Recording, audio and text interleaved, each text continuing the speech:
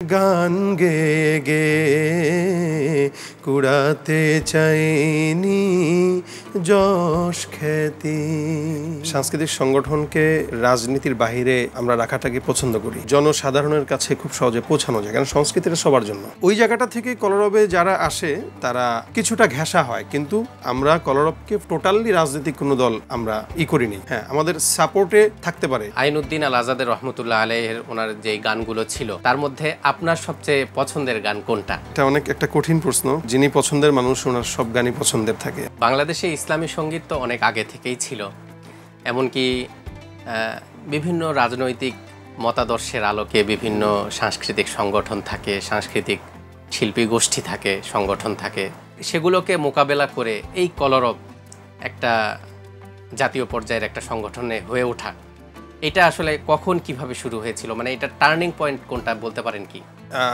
আমি যেটা মনে করি, একটা সাংস্কৃতিক সংগঠন, আমরা সাংস্কৃতিক সংগঠনকে রাজনীতির বাহিরে আমরা রাখাটাকে পছন্দ করি। আচ্ছা আচ্ছা।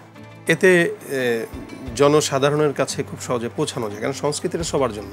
কিন্তু আসলে কি রাখা যায়? আমরা চেষ্টা করেছি এটাকে রাখতে। কলরব কোনো রাজনৈতিক সংগঠনের আলোকে বা সংগঠনের ছত্রছায়ায় থেকে কলরব পরিচালিত হয়েছে বা হচ্ছে, এরকম কি আপনারা মনে করেন কিনা?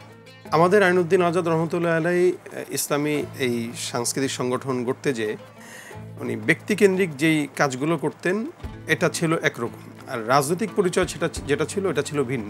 উনি কলরবকে ব্যক্তিকেন্দ্রিক বানিয়েছিলেন, কিন্তু ব্যক্তিগতভাবে উনি একটা রাজনৈতিক দল, উনি দায়িত্বশীল ছিলেন।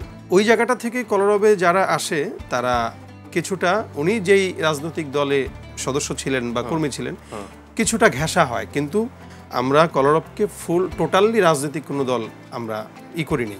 হ্যাঁ, আমাদের সাপোর্টে থাকতে পারে। একটা সংগঠন যে কোনো একটা রাজনৈতিক দলকে সাপোর্ট করতে পারে। ভালো লাগা, এখানে সদস্য 100 জনের ভিতরে হয়তো 50 জন একটা রাজনৈতিক দলকে সাপোর্ট করে, ওটা ভিন্ন হিসাব। কিন্তু আমাদের সংগঠনটা আমরা এই পর্যন্তই একদম টোটালি রাজনীতি মুক্ত রেখেছি।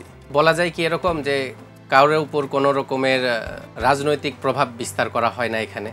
না, আমাদের উপরে রাজনৈতিক কোনো প্রভাব বিস্তার হয় না।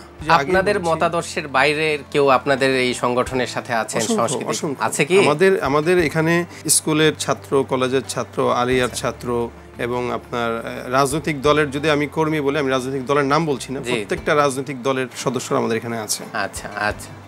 আইনউদ্দিন আল আজাদের রহমতুল্লাহ আলাইহির ওনার যে গানগুলো ছিল তার মধ্যে আপনার সবচেয়ে পছন্দের গান কোনটা, সেটা একটু যদি শোনাতেন আমাদেরকে, আপনার কাছে যেটা বেশ পছন্দের। এটা অনেক একটা কঠিন প্রশ্ন, কারণ যিনি পছন্দের মানুষ ওনার সব গানই পছন্দের থাকে। আইনউদ্দিন আল আজাদ রহমতুল্লাহ প্রত্যেকটা গান আমার পছন্দ, কোনোটাকে আমি ফেলবো না। আচ্ছা।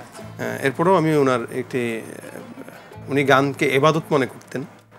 ওনার সর্বশেষ অ্যালবাম ছিল বন্ধু, আপনারা হয়তো শুনেছেন। বন্ধু অ্যালবামে উনি একটা গান গেয়েছিলেন, ওটা আমি শোনাচ্ছি। গান গেয়ে গেয়ে কুড়াতে চাইনি যশ খ্যাতি, জানাতে চাইছি কৃতজ্ঞতা তোমার প্রতি। গান গেয়ে গেয়ে কুড়াতে চাইনি যশ খ্যাতি। তুমি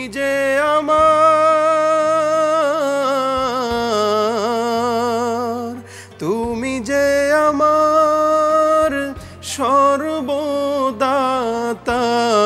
সুরের পথে চলার গতি। গান গেয়ে গেয়ে কুড়াতে চাইনি যশ খ্যাতি।